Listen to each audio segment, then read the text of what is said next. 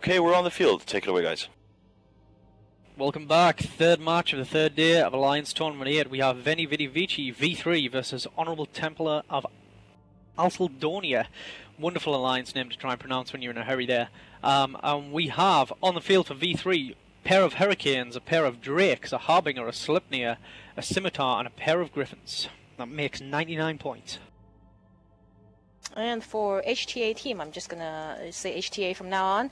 We have a Loki, 3 Tengus, a Nighthawk, 2 Daredevils, and a Scimitar. And CC Piccola is giving the countdown in local, and the match is starting. Yep, and it's interesting to see that, again, both teams have gone pretty much for points denial. HTA fielding 100 points flat. Match is underway already, and we have V3, just an absolute swarm of light drones, Hobgoblin 2s out there. Yeah, V3 is unleashing their entire, I'm guessing their entire setup full of Hobgoblin 2s. And I think the Hobgoblins are actually going towards the, let's see here, the Daredevil pilot from the HTA team. Yep, immediately one of the Hurricanes there from the V3 team, primaried by all of those Tengus and Nighthawks.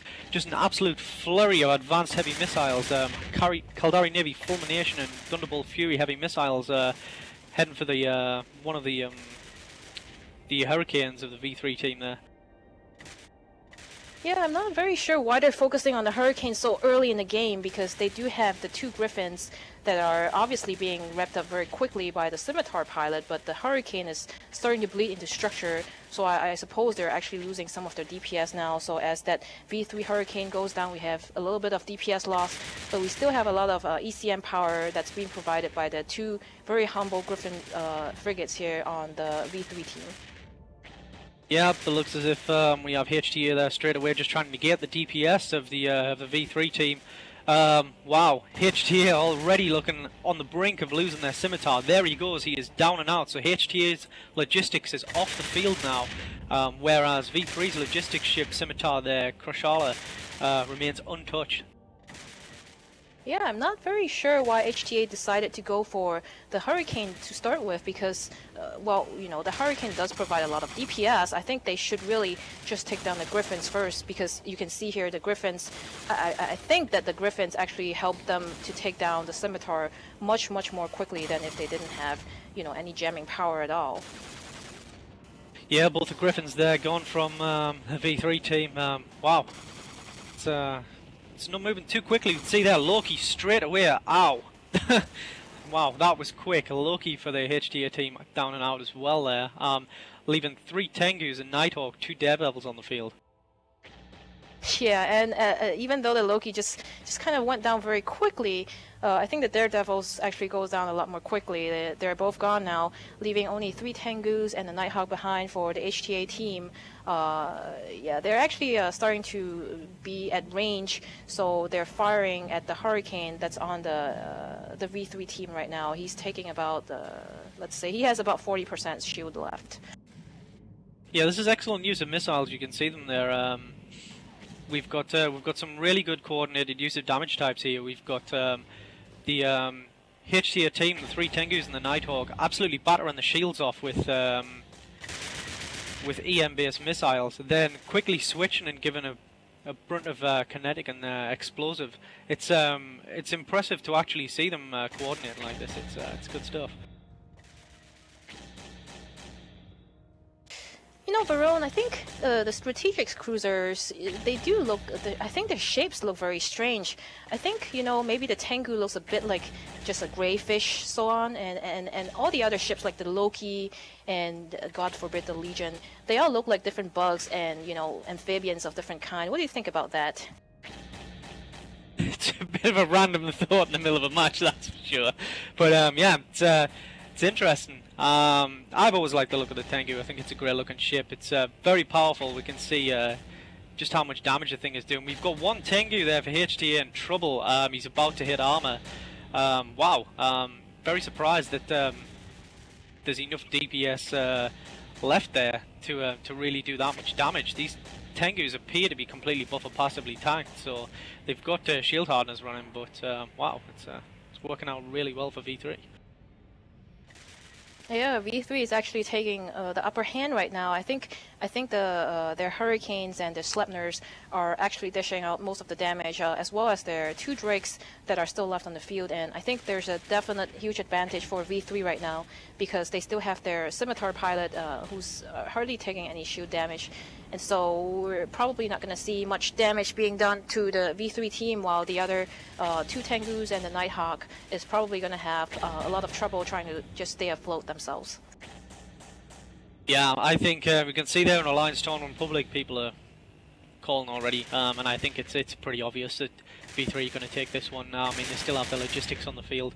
Those Griffins from V3, sacrificial but doing an excellent job at the start to keep the logistics from HTA out of the running while they took him down. It's good to see. Oh, it looks like we are going to lose a Harbinger from the V3 team, reaching for their DPS there. It's interesting to see that these 2 Tengus and a single Nighthawk are actually starting to fight back. Yeah, the Harbinger from the V3 team it's about to pop. We all know that Harbingers are very much like glass cannons. They're very high damage, but not much tank at all. So when it goes down into heavy like armor like this quickly, you know that it's set up for gank and not much for tank. Yep, it's generally a risk that the most teams tend to take. They'll either go all gank or all tank, and it's generally in a tournament situation it is either one or the other. There's very few people go for a balance between. You can see that the Harbinger is down.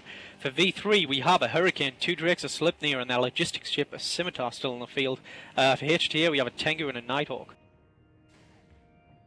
Yeah, and I think they're starting to work on the Nighthawk right now. All the drones, the Hobgoblins and everything, they're now set on him. So I think it's going to go down pretty fast. Maybe we'll see quite a bit of damage coming out from the other team. So we have a Hurricane and 2 Drakes and a Sleipnir on the V3 team, and then just a Tengu and a Nighthawk for the HTA team. Yep, it looks as if they're working on that last Nighthawk now from the HTA team. They're all in, very heavy, close range. Nighthawk sat roughly at the centre of the arena. In fact, it doesn't appear that he's moved much since the start of the match, and he now just basically has what's left of the V3 team crowded around him, giving him a good beating. Yeah, it seems like a lot of the CC Play employees at Iceland really like fish, and so I think they've actually paid us. They said that they were going to pay us a little bit for, if we incorporate the word fish into our commentary. So I'm going to try to incorporate some seafood vocabulary here. So you can see that the Nighthawk is being surrounded by squid tentacles and lots of, squid tentacles of hobgoblins trying to squish it to death. Yep, and there we go. Nighthawk is down. Only a Tengu left on the field for HTA. Hurricane, 2 Drakes, Sleipnir and Scimitar on the field for V3. Yeah, I think... I do not think that V3 are going to go through, but I think they've picked up quite a significant number of points. In fact, yeah, they may do. They're ranked 53 in the current standing, so they're at the top end of the losers. From round 1, so yeah, they lost to EM on day 1, fielding a Sleipnir, Nighthawk, 3 Drakes, Curse, Scimitar, and Dramiel. So yeah, they may go through. It's going to be a case of seeing how the rest of the teams do this afternoon, I think, and then we can move from there. Yeah, that Tengu is trying to get away, but I think all of the Sleipnirs, a lot of the ships from V3 are actually micro-warp drive fitted, so they're catching up to him very, very, very quickly, just dishing out the pounding on him, so it's only a matter of minutes till he goes down. Very unfortunate for HTA. I think they had a pretty decent team coming in, but they just weren't enough for the Nighthawk, the Hurricane Drakes and the Sleipnirs team for V3 here. Yeah, it's I think the decisive moment was losing that logistics ship for HTA. V3 brought in the 2 Griffins, only 3 points each, and You know, they were enough to keep that logistics ship out of contention for long enough for them to get the damage down on it and get rid of it. I was really surprised to see with the amount of DPS that HTA had that they didn't go from the logistics ship of the V3 team right off the bat. But, you know, it just, to me, just seems like a bad call in FC. And see there, the Tengu now being hailed down upon by what's left of the V3 team.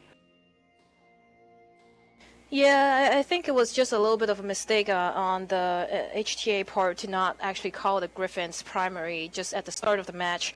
As we all know, a lot of FCs in Tranquility do call electronic warfare ships as primary, and so it's always very risky for these E-War pilots because they're most likely to lose their ships immediately.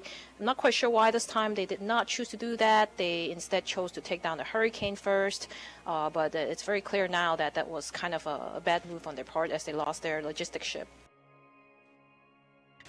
Yep, and it's I think it's just going to be a case of a matter of time now for this remaining Tengu. You can see there we have the Sleipnir, the two Drakes from V3, just chasing him across the field basically now. He's trying to keep range, he's trying to survive long enough, but they're just going to chew through him as soon as they manage to pull him in range. Yeah, I'm just looking at the Drakes on the V3 team here. I think a lot of people underestimate the power of the Drake, and you know, CCP Soundwave absolutely hates Drakes, as we know from his previous commentary. But I think Drakes, because of their, you know, people's distaste for them, they're almost always safe for the last to take down. And these Drakes are actually fitted with assault missiles and heavy assault missiles, and so they can actually dish out way more DPS than the average heavy missile launcher setup can. So I think, you know, that's something that people may underestimate at times, but the Drake can dish out a lot of DPS, so don't underestimate ever a Drake. Yeah, we have the pair of them on the field now. Both ham fitted, the typical ham Drake loadout, I should imagine, to provide DPS. The problem is it limits the range of the Drake, and at the minute we have this Tengu from HTA, the only ship left on the field, just kind of kiting them, so it's taken them a while to break through him. We do have the Hurricane from V3, who's now managed to get on top of him. Hopefully he'll get a web on him, and these Drakes can catch up and give him more fall. Yeah, the Tengu is not moving very fast at all. I think the Hurricane actually has him very, very tightly bound in place. Drakes don't move very fast in general. They move like bricks, just like most of the Caldari ships do. But once they do get in range, I think this Tengu's shoot tank is going to go down way, way faster. Yeah, he's just about out of shield now. There's not a great deal that he's going to be able to be doing. So HTA are fielding the full 100 points. Looks like V3 are going to take all 100 of those, plus the 25, I think, as well. So, or the 25% rather. So puts them in a decent position. It all just comes down to how the rest of the teams do today. It's going to be very difficult to call it till we get to the last few matches, and then we'll get a bit of a clear picture of who's going to manage to scrape through by the skin of their teeth. Yeah, like I said too, said as well before, it's kind of hard to tell who's going to win, who's going to lose, just based on the qualifier round 1 results, because you could score like 100 or 125 on the first round, but you could get wiped out on the for the second round, which means that you might not even make it into the quarterfinals. So until the end of the day, then we'll see who's going to make it for our finals. Yep, and there we go, the Sleipnir and Hurricane getting tackled on that final Tengu from HTA, and he is down and out. V3 takes the match, and we can hand back to Soundwave. They certainly do. That was a bit of a longer match. We have more coming up, of course. There's still lots of matches all day, and tomorrow, next up is Nora Mercenary Group versus Indecisive Certainty. We'll be right back.